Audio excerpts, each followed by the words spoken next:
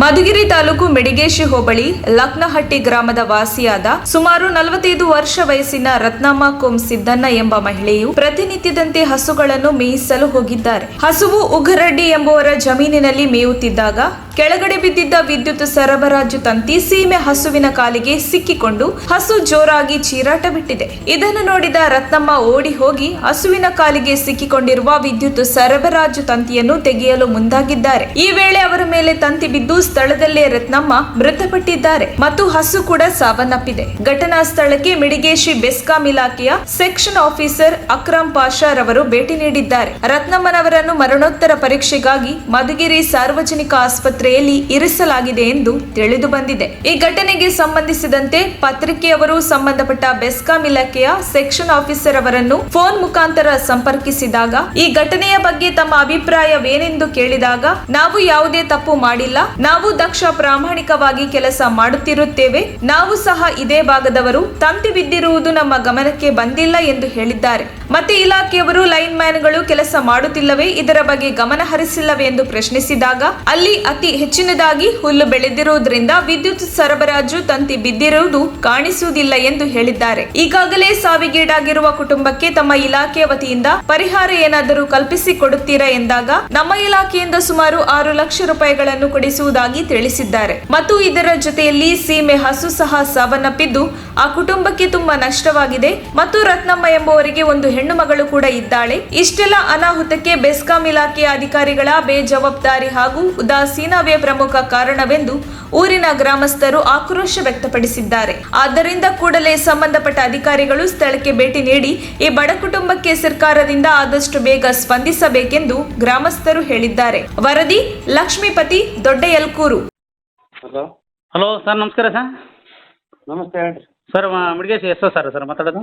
ಹಾಂ ಹೌದು ಹೌದು ಸರ್, ಲಕ್ಷ್ಮೀಪತಿ ಅಂತ ಪತ್ರಕರ್ತರು ಮಾತಾಡೋದು. ಹೇಳಿ ಸರ್. ಏನು ಸರ್ ಅದು ಲೆಕ್ಲೇಟಿದೆ ಇನ್ಸಿಡೆಂಟ್? ಯಾರು? ಲೆಕ್ಲೇಟಿಯಲ್ಲಿ ಒಬ್ಬರು ರತ್ನಮ್ಮನವರು ವೈರ್ ಇಟ್ಕೊಂಡು ಸತ್ತೋಗಿದ್ದಾರಲ್ಲ, ಹ್ಞೂ ಅದ್ರ ಬಗ್ಗೆ ತಮ್ಮ ಅಭಿಪ್ರಾಯ ಏನು ಅಂತ ಕೇಳೋಣ ಅಂತ ಫೋನ್ ಮಾಡಿದ್ವಿ ಸರ್. ಅದೇ ಇದು ದನ ಮೇಸಿ ಇದು ಹಸ ಹಿಡ್ಕೊಂಡು ಹೋಗಿದೆ, ಹಸ ವೈರ್ ಕಟ್ ಆಗಿದೆ ಆ ಹಾಂ ಟೈಮ್ಗೆ. ಸರ್. ಹಾಂ ಆವಾಗ ಆಯಾಮ ಏನಾಗ್ಬಿಟ್ಟೈತೆ, ಹ್ಮ್. ಆ ಹಸಕ್ಕೆ ಬೀಳ್ತಿದಂಗೆ ಹಸಕ್ಕೆ ಸುತ್ಕೊಂತಲ್ಲ, ನಂತರದಲ್ಲಿ ಏನು ಮಾಡಿದ್ದಾಳೆ ಆಯಮ್ಮ, ಅದು ಕರೆಂಟ್ ಶೇಕ್ ಆಗೋದು ಒದ್ದಾಡ್ತಿರ್ತದಲ್ಲ, ಆಯಮ್ಮ ಅಂತ ಹೇಳ್ಕೊಂಡ್ಬಿಟ್ಟಿದ್ದಾಳೆ, ಹ್ಞೂ ಅದನ್ನ ಬಿಡ್ಸಕ್ಕೆ ಹೋಗಿದ್ದಾಳೆ, ಮತ್ತೆ ಅದು ಹೋಗಿ ವೈರ್ ಎಳ್ದಾಳೆ, ಕೈ ವೈರು ಅಂತ ಹೇಳಿ ಹ್ಞೂ ಹ್ಞೂ ಹ್ಞೂ ಆ ಥರ ಆಗಿದೆ. ಹ್ಞೂ ಆ ವ್ಯಾಪ್ತಿ ಲೈನ್ ಮ್ಯಾನ್ ಯಾರು ಸರ್? ಆ ವ್ಯಾಪ್ತಿ ಲೈನ್ಮೆನ್ನು ಇವನು. ಹಲೋ, ಹಾಂ ಹೇಳಿ ಸರ್. ಇವನು ಮಹಾಂತೇಶ ಅಂತ.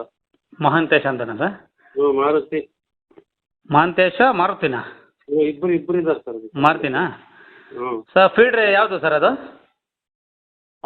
ಫೀಲ್ಡ್ರು F1 ಚಂದ್ರಬಾಯಿ.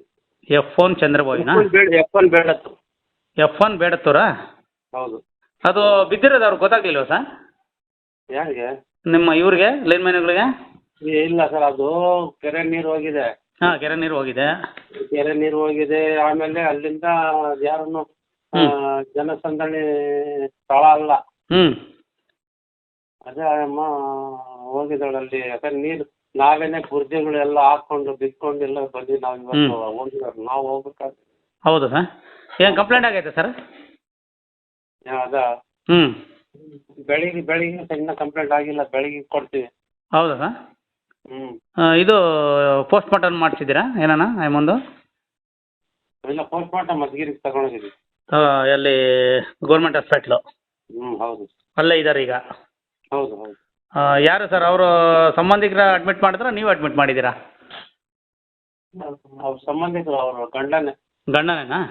ಹ್ಞೂ ಹ್ಞೂ ಓಕೆ ಸರ್. ತಮ್ಮದು ಅದೇ ಕರ್ತವ್ಯ ನಿರ್ಲಕ್ಷ್ಯತನ ಅಂತಾರೆ ಅಲ್ಲಿನ ಜನ, ಅದಕ್ಕೆ ಏನು ಹೇಳ್ತೀರಿ ತಾವು? ಇಲ್ಲ, ನಮ್ದೇನು ದಯಮಾಡಿ ನಾನು ಆ ಥರ ನಮ್ಮ ಒಪಿನಿಯನ್ ಯಾವುದು ಇಲ್ಲ. ಹ್ಞೂ ನಾವು ಯಾವ ಎಲ್ಲ ಕೆಲಸನೂ ಲಕ್ಲಿಲೇಟಿವ್ನಲ್ಲಿ ಬಂದು ವಿಚಾರಿಸಿದ್ದೀನಿ ನೀವು. ಹ್ಞೂ ನಾನು ಎಲ್ಲಕ್ಕೂ ಸ್ಪಂದಿಸಿದ್ದೀನಿ, ನಾನು ಅಂತ ಬ್ಯಾಡ್ ನೇಮ್ ತಗೊಂಡಿಲ್ಲ. ತಮ್ಮದಲ್ಲ ಸರ್, ತಮ್ಮ ಸಿಬ್ಬಂದಿಗಳು ಸಿಬ್ಬಂದಿಗಳದ್ದು. ಇದನ್ನ ಅವರು ಇದು ಮಾಡಿಲ್ಲ, ಹ್ಞೂ ಗಮನಿಸದೆ ಈ ಒಂದು ದುರ್ಘಟನೆ ಆಗಿದೆ ಅಂತ ಹೇಳ್ತಾರೆ. ಈಗ ಹಾಂ ಹೇಳ್ತಾರೆ ಸರ್, ಅದನ್ನ ಈ ಮೂಮೆಂಟ್ನಲ್ಲಿ ಏನು ಮಾಡೋಕ್ಕಾಗೋದಿಲ್ಲ. ಆಯ್ತು ಸರ್. ಈಗ ಅವರು ಬಡವರು ಪಾಪ ಅವ್ರದ್ದಾಗಿದೆ. ಮುಂದೆ ಪರಿಹಾರ ಏನು ಸರ್ ತಮ್ಮ ಇಲಾಖೆಯಿಂದ ಅವರಿಗೆ, ಅವರ ಒಂದು ಕುಟುಂಬಕ್ಕೆ? ಅವ್ರ ಕುಟುಂಬಕ್ಕೆ ಬರುತ್ತೆ ಸರ್, ಒಂದು 6 lakhsವರೆಗೂ ಬರುತ್ತೆ ಸರ್. ಹೌದ್ರಾ? ಹ್ಞೂ, ತಮ್ಮ ಇಲಾಖೆಯಿಂದನೇ? ಹೌದು ಹೌದು ಹೌದಾ? ಹ್ಞೂ, ಅದನ್ನೆಲ್ಲ ಪರಿಹಾರ ಕೊಡ್ಸೋಕ್ಕೆ ತಾವೆಲ್ಲ ಕ್ರಮ ವಹಿಸಿದ್ದೀರಾ? ಮಾಡಬೇಕು. ಆಯಪ್ಪನು ಗಂಡ ಪಾಪ ನಾನು ನೋಡಿದ್ದೀನಿ ಚೆನ್ನಾಗಿ, ಒಳ್ಳೆನವ್ನು. ಆಲ್ರೆಡಿ ನಾನು ಮುಂಚೆಯಿಂದನೂ ನೋಡಿ, ಈಗಲಿಂದಲ್ಲ ಭಾಳ ವರ್ಷಗಳಿಂದ ನೋಡಿದ್ದೀನಿ ನಾನು. ಹಾಂ ಸರ್. ಅದೇ ಒಳ್ಳೆನವ್ನು. ಅವ್ನಿಗೆ ಮಾಡಬೇಕು. ಅವ್ರ ಮಕ್ಕಳಿದಾವೆ, ಮೊಮ್ಮಕ್ಕಳು ಬೇರೆ ಇದ್ದಾವೆ. ಅದನ್ನೆಲ್ಲ ಮಾಡಿ ಪರಿಹಾರ ಮಾಡಿ. ತಮ್ಮ ಹೆಸರು ಸರ್? ಅಕ್ರಮ್ ಶರೀಫ್ ಅಂತ. ಹೌದಾ ಸರ್? ಲೋಕಲ್ನೇ ನಾನು. ಆಯಿತು ಸರ್, ಓಕೆ. ಸರಿ ಥ್ಯಾಂಕ್ ಯು ಸರ್ ಮಾಹಿತಿಗಾಗಿ. ಹಾಂ, ಓಕೆ ಸರ್, ಇರಲಿ ಸರ್. ನಿಮ್ಮ ಮೆಚ್ಚಿನ ನಮ್ಮ ತುಮಕೂರು ಮಾಧ್ಯಮ 1 ವರ್ಷ ಪೂರೈಸಿದ ಈ ಸಂದರ್ಭದಲ್ಲಿ ನಮ್ಮ ತುಮಕೂರು ಮಾಧ್ಯಮ ನಿಮಗೆ ಧನ್ಯವಾದಗಳನ್ನ ತಿಳಿಸುತ್ತದೆ ಮತ್ತು ನಿಮ್ಮ ಪ್ರೀತಿಗೆ ಸದಾ ಚಿರಋಣಿಯಾಗಿರುತ್ತದೆ.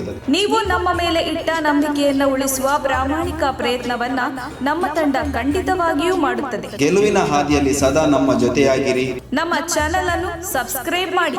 ಸುದ್ದಿ ಅನ್ನೋದು ಬರೀ ಕಥೆಯಾಗದೆ ನಮ್ದ ಜೀವ ಗಾಳಿಗೆ ಬೆಳಕಾಗಿದೆ, ಗೆಲುವಿನ ಹಾದಿಯಲ್ಲಿ ನಗು ಮೂಡಿದೆ.